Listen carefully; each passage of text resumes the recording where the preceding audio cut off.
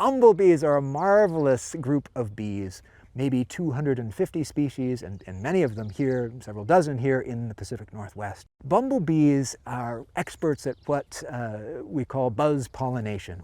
In part one of my two-part series on disappearing bumblebees, we heard from biologists about the importance of these insects and some of the problems that they're facing.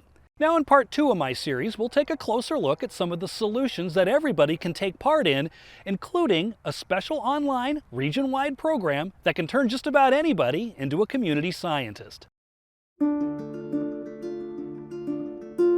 So you can see there's quite a number of bumblebees right in here in this lavender.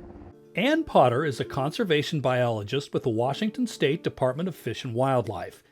She says while some areas have a large abundance of bumblebees, others are mysteriously lacking in their numbers. Many bumblebees occur widely across the region, and others are very specific in where they occur. And we learned new things about the elevation and the locations across the state. Scientists say pinpointing regions where bumblebees are occurring is a big step toward helping them in the future.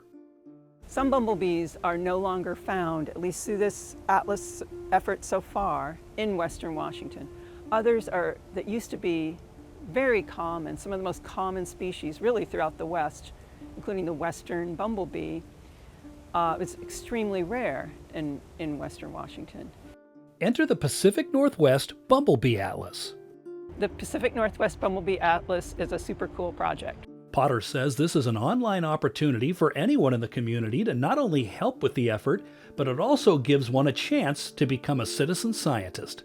In the 3-year period of this project, we've collected over 21,000 bumblebee records, and those are fully vetted and spatially identified. So they're not just we got a bumblebee and we don't know where it was or what the species was. It's 21,000 high-quality records.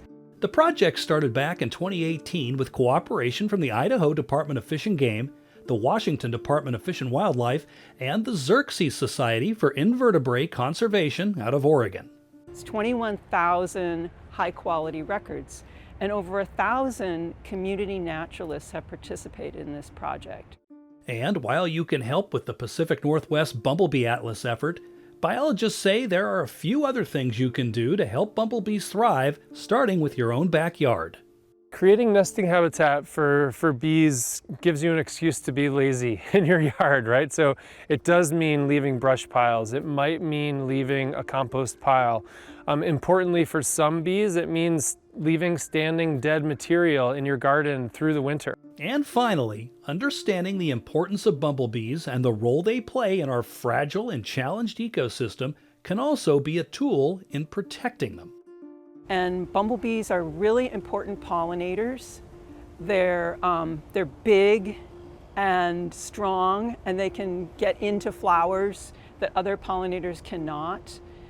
They occur in a variety of habitats. Almost every habitat has multiple bumblebee species.